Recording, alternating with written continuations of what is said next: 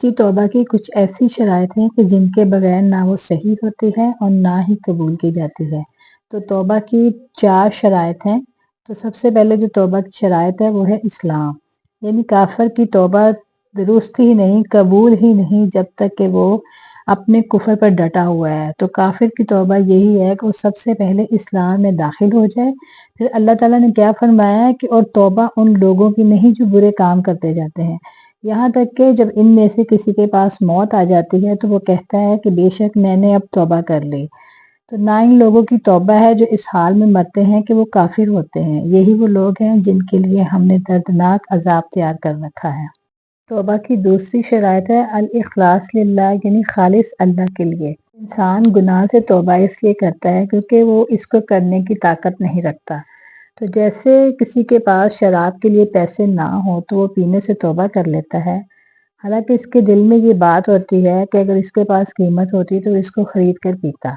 تو اس کی یہ پھر توبہ جو ہے وہ باطل ہے، وہ صحیح نہیں ہے، کیونکہ اس نے اللہ کے لیے اس کی توبہ کو خالص نہیں کیا۔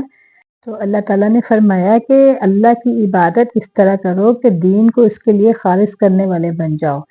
تو کیا ہے خالص دین؟ صرف کیا ہے اللہ ہی کے لیے ہے۔ اور پھر نبی صلی اللہ علیہ وسلم نے فرمایا کہ اعمال کا دارومدار جو ہے وہ نیتوں پر ہے، ہر شخص کے لیے وہی ہے جو اس نے نیت کی۔ اور فاروق عمر بن خطاب کی دعا میں بھی یہ الفاظ آتے ہیں کہ اے اللہ میرے تمام اعمال کو نیک کر دے اور اپنے چہرے کے لیے خالص کر دے اور کسی کے لیے بھی اس میں کوئی حصہ نہ بنانا۔ نمبر 3 جو ہے وہ ہے الاقلاع عن المعصیت، معصیت سے کنارہ کش ہو جانا، یعنی توبہ کی حالت میں گناہوں پر قائم رہتے ہوئے توبہ کے صحیح ہونے کا تصور نہیں کیا جا سکتا۔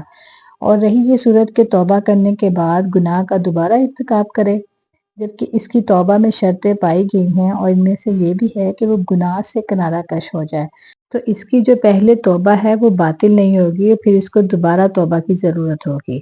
تو جب انسان شرطوں کے ساتھ صحیح توبہ کر لے اور پھر آئندہ گناہ نہ کرنے کا عزم کر لے اور پھر دوبارہ گناہ کرے تو اس کا پھر دوسرا گناہ لکھا جائے گا۔ چوتھی جو شرط ہے وہ ہے الاعتراف بالذنب، یعنی گناہ کا اقرار کرنا۔